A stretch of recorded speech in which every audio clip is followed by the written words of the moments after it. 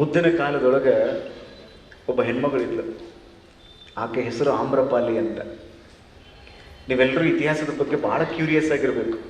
ನಮ್ಮ ಭಾರತ ದೇಶದ ಮಹಾನತೆ ಗಹನತೆಗಳ ಕುರಿತಾಗಿ, ನಮ್ಮ ಭಾರತ ದೇಶದ ದಿವ್ಯ ಶಕ್ತಿಯ ಭವ್ಯ ಪರಂಪರೆಯ ಕುರಿತಾಗಿ ನೀವೆಲ್ಲರೂ ಅಧ್ಯಯನ ಮಾಡಬೇಕು. ಯಾಕಂದರೆ ಅಂಬೇಡ್ಕರ್ ಹೇಳ್ತಾರೆ ನೋಡ್ರಿ, one who doesn't know his own history he cannot create the history. ಯಾರಿಗೆ ಇತಿಹಾಸದ ಅರಿವಿರೋದಿಲ್ಲ ಅವರಿಂದ ಇತಿಹಾಸ ನಿರ್ಮಾಣ ಆಗಂಗಿಲ್ಲ.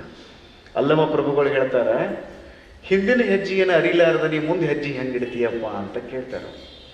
ಹಿಂದನ ಹೆಜ್ಜೆಯ ಅರಿಯಲರಿಯದೆ ಮುಂದನ ಹೆಜ್ಜೆಯ ಇಡಲಾಗದು ಅಂತ ಕೇಳ್ತಾರೆ. ನೀ ಹಿಂದಿನ ಹೆಜ್ಜೆನೂ ನೋಡ್ಕೊಳ್ಬೇಕು, ನಿಂತ ಹೆಜ್ಜೆನೂ ನೋಡ್ಕೊಳ್ಬೇಕು, ಮುಂದಿನ ಹೆಜ್ಜೆನೂ ನೋಡ್ಕೊಳ್ಬೇಕು, ಚಿಂತನೆ ಮಾಡಬೇಕು, ಆತ್ಮಾವಲೋಕನ ಮಾಡ್ಕೊಳ್ಬೇಕು. ಇಂಗ್ಲೀಷ್ನಲ್ಲಿ, ಕನ್ನಡದಲ್ಲಿ ಒಂದು ಟರ್ಮ್ ಅದ ನೋಡ್ರಿ, ಸಿಂಹಾವಲೋಕನ ಅಂತಾರೆ. ಸಿಂಹ ಕಾಡಿನೊಳಗೆ ಹೋಗ್ತಿರ್ಬೇಕಾದ್ರೆ ತಿರ್ಗ ಹಿಂದೆ ನೋಡ್ತದ, ಅದು ಎಲ್ಲಿಂದ ಬಂದೆ, ನಾನು ಎಕಡೆ ಹೋಗ್ಬೇಕು ಅಂತ ಹೇಳಿ. ಈಗ ನಾವೆಲ್ಲ ಇಂಡಿಯನ್ಸ್ ಅದೀವಲ್ಲ, ನಾವೆಲ್ಲ ಹ್ಯೂಮನ್ಸ್ ಅಂತ ನಾವೇನಂತೀವಲ್ಲ, ನಾವು ನಮ್ಮ ಗ್ರೇಟ್ ಹಿಸ್ಟರಿಯನ್ನು ನೋಡಬೇಕು, ಗ್ರೇಟ್ ಹೆರಿಟೇಜನ್ನು ನೋಡಬೇಕು.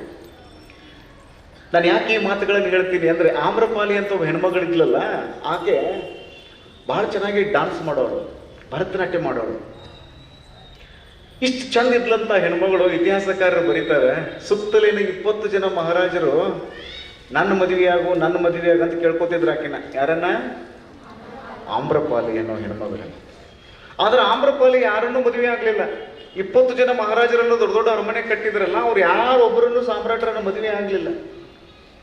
ಆದರೆ ಆಮ್ರಪಾಲಿ ಇದಕ್ಕೆ ಮುಂದೆ ಭಾಳ ಸ್ಪಷ್ಟವಾಗಿ ಗೊತ್ತಿತ್ತು. ಆಕೆ ಬುದ್ಧ ಎಲ್ಲಿಗೆ ಹೋಗ್ತಾರಲ್ಲ ಅಲ್ಲಿ ಹೋಗ್ತಿದ್ಳು, ಅವರೆಲ್ಲಿ ಕೂತ್ಕೊಂಡು ಪ್ರವಚನ ಹೇಳ್ತಿದ್ರಲ್ಲ ಅಲ್ಲಿ ಹೋಗ್ತಿದ್ದಳು, ಕಸ ಹೊಡಿತಿದ್ದಳು, ನೀರು ಗುಸ್ತಿದ್ದಳು, ಬುದ್ಧನಿಗೆ ಪ್ರಿಯವಾದ ಕಮಲದ ಹೂವನ್ನು ಕೈಯಲ್ಲಿ ಇಟ್ಕೊಂಡು ಕಾಯ್ತಿದ್ದಳು. ಬುದ್ಧ ಬರೋರು, ನೋಡೋರು, ಕಮಲದ ಹೂವನ್ನು ಇಟ್ಕೊಳ್ಳೋರು, ಖುಷಿ ಪಡೋರು, ಪ್ರವಚನ ಹೇಳೋರು. ಆಮ್ರಪಾಲಿಯನ್ನು ಯಾರೋ ಕೇಳಿದ್ರಂತೆ, ಇಷ್ಟು ಚಂದಿರುವಂಥ ಹೆಣ್ಮಗಳು ನೀನು ಯಾವುದೋ ಒಬ್ಬ ಸಾಮ್ರಾಟ್ನನ್ನು ಮದುವೆಯಾಗಿ ಅರಮನೆಯೊಳಗೆ ಆರಾಮ್ ಇರುವುದನ್ನು ಬಿಟ್ಟುಕೊಟ್ಟು ಆ ಸ್ವಾಮಿಗಳು ಎಲ್ಲಿ ಹೋಗ್ತಾರೆ ಅಲ್ಲಿ ಪ್ರವಚನಕ್ಕೆ ಹೋಗ್ತಿ, ಕಸ ಹೊಡಿತಿ, ನೀರು ಗುಸ್ತಿ, ರಂಗೋಲಿ ಹಾಕ್ತಿ, ಹೂವನ್ನು ಹಾಕಿ ಇಟ್ಕೊಂಡು ಕಾಯ್ತೀಯಲ್ಲ, ಯಾಕೆ ಹಂಗೆ ಮಾಡ್ತಿ ಅಂದಾಗ, ಆಮ್ರಪಾಲಿ ಚಂದಿರೋ ಕಾರಣಕ್ಕೆ ಆಕೆ ಬಗ್ಗೆ ನನಗೆ ಗೌರವ ಅಲ್ಲ, ಆಕೆ ಎಷ್ಟು ಚಂದ ಇದ್ಲಲ್ಲ ಅಷ್ಟು ಚಂದ ವಿಚಾರ ಮಾಡ್ತಿದ್ವಿ.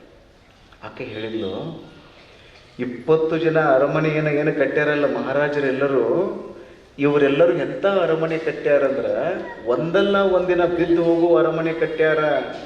ನನ್ನ ಗುರು ಬುದ್ಧ ಏನದಾನಲ್ಲ, ಎಂದೂ ಬೀಳಲಾರ್ದಂಥ ಗುರುಮನೆ ಕಟ್ಟ್ಯಾನ. ಅರಮನೆ ದೊಡ್ಡದಲ್ಲ, ಗುರುಮನೆ ಬಹಳ ದೊಡ್ಡದು ಅಂತ ಹೇಳಿದ್ರು.